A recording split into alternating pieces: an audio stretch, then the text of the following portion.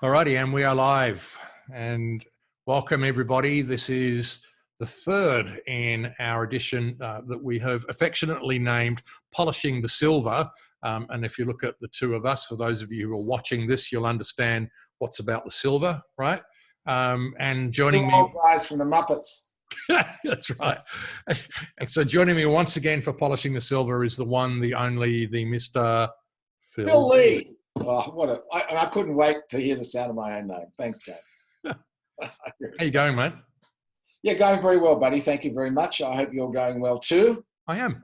Looking forward to sharing some insights and some things that our listeners can actually do to help them move forward in this challenging time. Challenging indeed. Yes. So you and I were talking a little bit earlier about how long we've been in the sales game, right?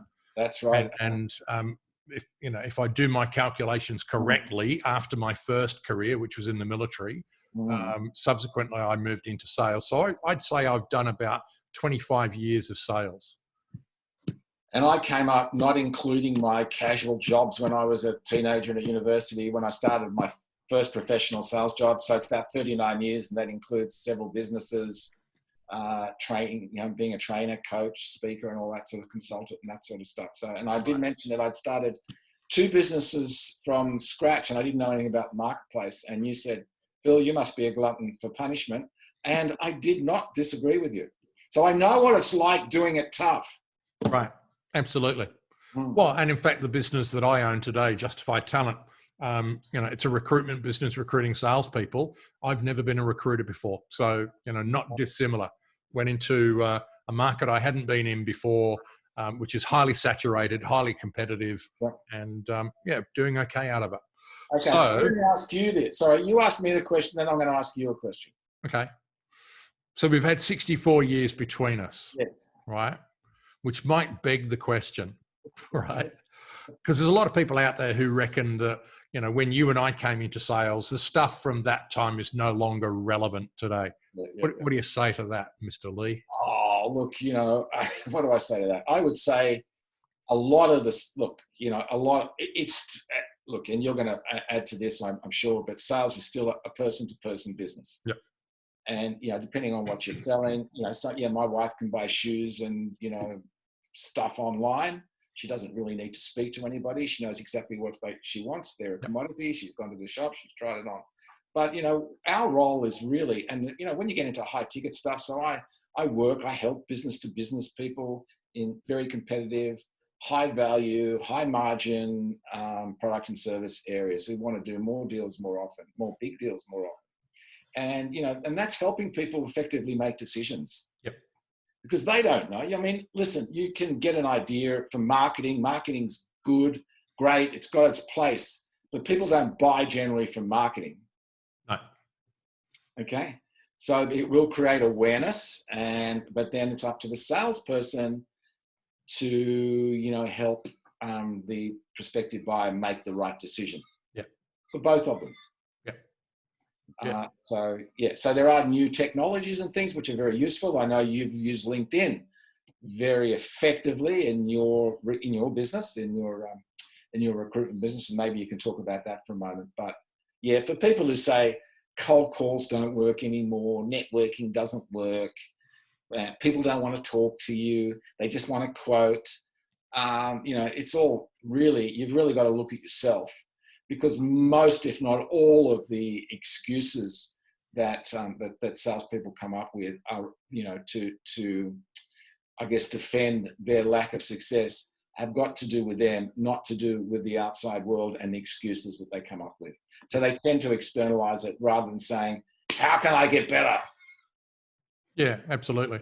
And ultimately, when it's all said and done, particularly in the B2B space, and as you say, complex, high ticket value sales, companies don't buy. People employed by companies buy from people, right? So that people interaction thing is very, very important. And I've used LinkedIn very, very successfully. I picked it up in June of 2018. I'd been on the platform for years, but really got serious around June of 2018, and started to work out how I could really use it. But the truth of the matter is, it's just a vehicle that allows me to make a connection with another human being and to go on that know, like, trust, respect journey in a different way.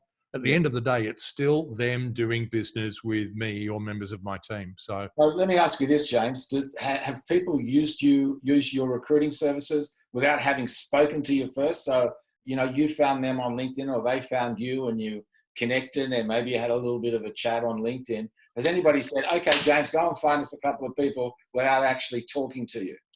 yeah, they have. Yeah. Oh God, there goes my old shtick. Okay.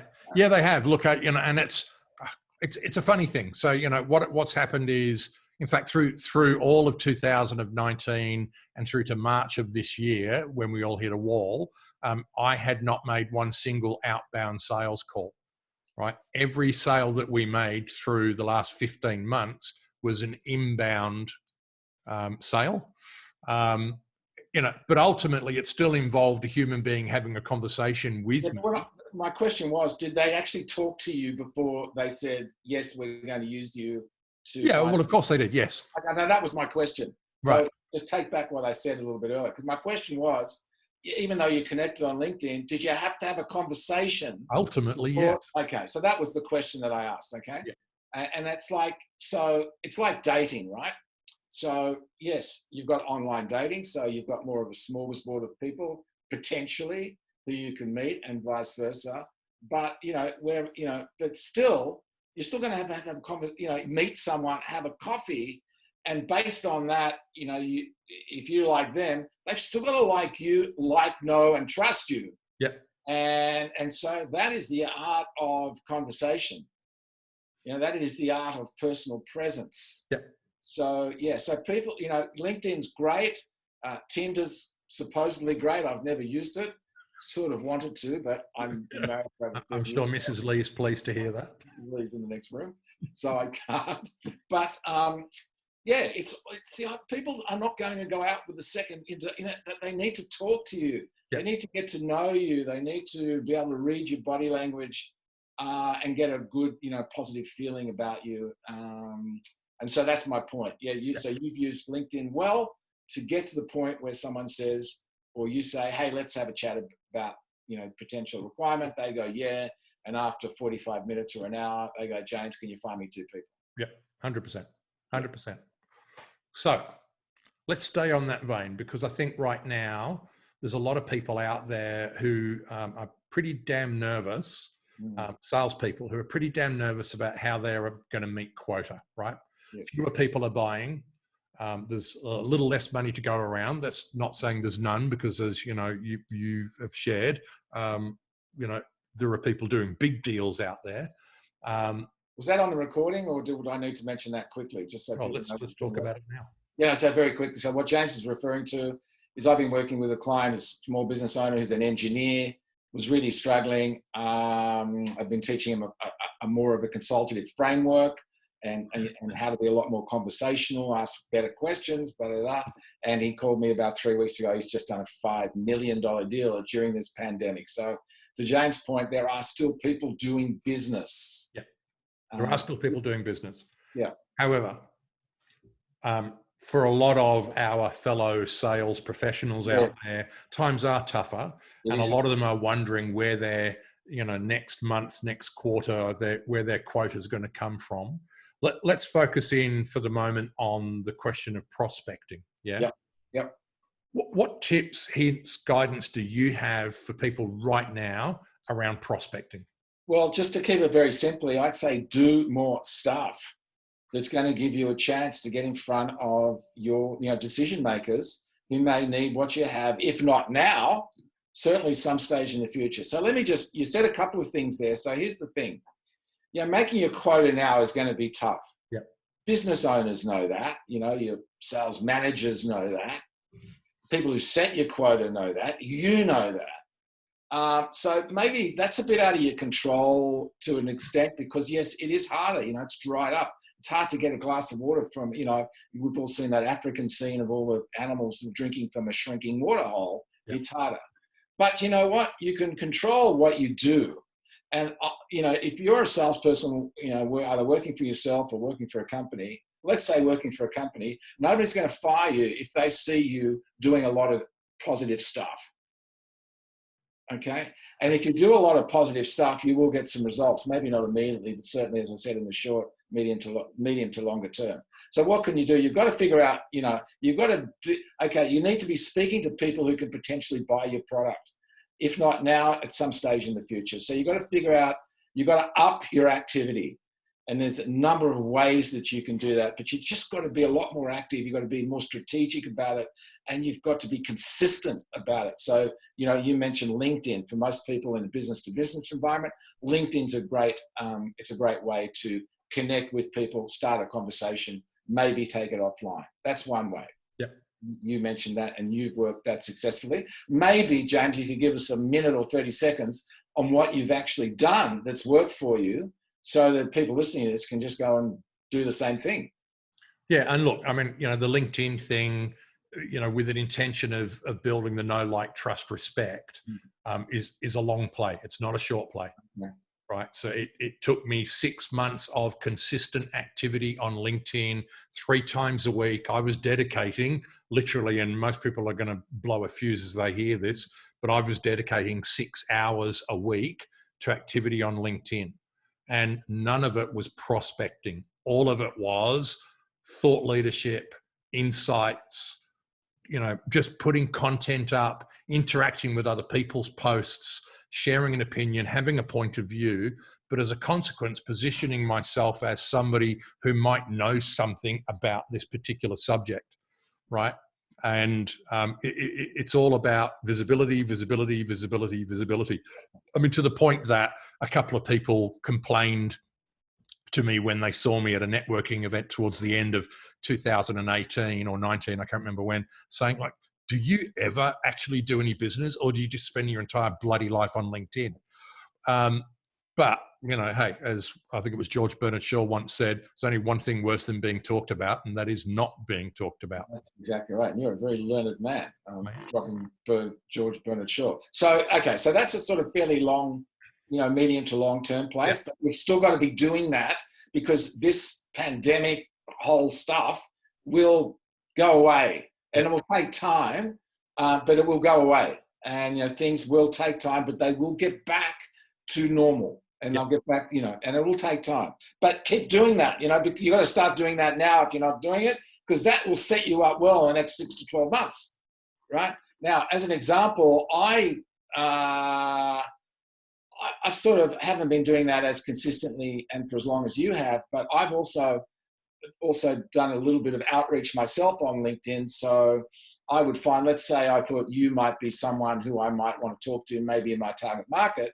I might find you and I'd go, oh, hi, James, it's Phil. Hope, I've done a bit of work in your space. It'd be great to have a brief chat to find out a bit about you. I generally add, look, no sales pitch, I promise, because they'll see I'm a sales trainer. And I think, thanks for letting me know. And I get a percentage of people to come back and say, yeah, Phil, I'd like to have a chat. Now, it's not huge, it is a percentage. And just before this pandemic broke, about 4 weeks ago, I got a client from that. Someone said that, yeah, I'd like to have a chat with you. We had a chat. There was some stuff. They had some issues. I said, listen, is this stuff you want to discuss further, or do you just want to leave it here? They said, no, I'd really like to discuss further. I said, well, might be a good idea for us to get together. Is that all right with you? Yeah. Okay. Well, are you looking for some help around it? Yeah, possibly. I said, okay, well, and we scheduled a time to get together, and we did some work. So that's a real live, that's stuff you can be doing. Now, don't expect everybody to be like that, because they won't. Yep. So there's a medium to long-term strategy, and there's a short-term strategy. Yeah. But you've got to set aside the time to do it. There's also real things. There's like networking. I see a lot of things online now, people hosting networking things, blah, blah, blah. Also a chance to get to meet people and talk to people.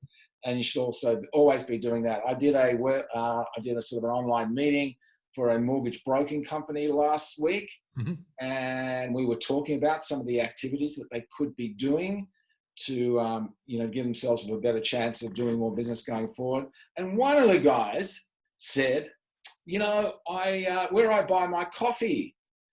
Recently, I got into a chat. He's the guy who knows me. I go and buy my coffee, and he asked me what I did. And he had a pretty good 30-second commercial or elevated pitch, whatever you want to call it. The guy that was on my webinar or online meeting, and he said, I help people, blah blah blah. Wanting to save money on their mortgages, refinance, etc., etc. They did business. So I said, how many of you are doing that? And he was the only one. And there's an art in being able to, I can teach people how to do that. It's not that hard for me. I can teach people how to do that. And the bottom line is you just get people talking. Yep. And you ask them some questions. And there's a sort of a rule called the 3-foot rule. And that is that anybody that's within 3 feet of you, you know what? You can actually start a conversation with them. Yeah, don't go any closer than 3 feet, though. At the moment, actually, it's 1.5 meters. Breaking the law, right? Sorry, you're right. Thank you. It's 1.5 meters now. But you can start a conversation with people. Yep. And if you're there for 5 or so minutes, you could even find out how they're going in terms of their financial situation. Whether they are either looking to refinance or currently their rates are too high and they're looking at maybe some options. And I reckon my guess would be maybe 20 to 30% of the people standing next to you are. Yeah. So, what I take from that, and these are a couple of adages that I've always taught salespeople in my business is around, first of all, look for the people who are looking. Yep. There's always somebody looking. So Yep. Your job is to go look for the people who are looking, right? So that's number one. The second piece, and I put a post up on LinkedIn about this just the other day, is a notion which is known as escape velocity, right? So when spacecraft launch from planet Earth, they need to hit a certain speed to be able to break away from the gravitational pull of Earth, right? That speed is actually 11.2 kilometers per second. Can you imagine that? 11.2 kilometers per second they have to get to in order to then break free of Earth's gravitational pull. The more weight that you've got on that vehicle, obviously, then, the harder it is to get to that speed. And if you think of the economy right now as being extra load, extra weight, yes, you have got to get to escape velocity in order to get away from that gravitational pull of a bad economy. Right. What does that mean? It means more dials. It means more outreach. It means more conversations with people who are looking. Exactly right. And to your point before, you're looking for people who are looking. So you're sorting, not selling. Yep. So, you're positioning yourself, as you said, you want to do a lot more. Let's keep this really simple. You want to do a lot more activity. You want to be consistent with it. Yep. And you don't want to sell anybody because, that's right now, there's not a lot of people in a position that want to buy, although there are some. You're sorting. So that means you're asking the right questions to see, whether or not they are looking. They have any issues that they may be looking to get some help with. Yep. And so just keep up that activity. Absolutely right. And I think if whatever you offer today, if it has the capacity to help your client either save money or make money, that's probably going to go to the top of the interest list, right? I would absolutely think so. Absolutely think so. So position yourself, see yourself, and position yourself as a potentially valuable resource. Yeah. Which is what you are in effect. Yeah. But unfortunately, too many salespeople, because it's a profession that's easy to get into and easy to get out of, they think, I'm in it for the quick buck, and all I got to do is find people that will let me talk about what I do. And yeah. It's not going to be that easy going forward for a while if it, yeah. Absolutely right. Cool. Great. Well, good. I think we can leave it there. So just take those key messages out, do them. If you need some help with recruiting or, growing your business, growing your revenues and margins, you've got two very, very experienced guys right here. And if you're a experienced and genuinely professional salesperson who's looking for a new role, I'll certainly help you with that as well. Fantastic. Should we leave it for today, James? Let's leave it at that. Folks, thanks for tuning in. And we'll see you next time when we polish the silver. Polish the silver. Love it. Cheers, buddy.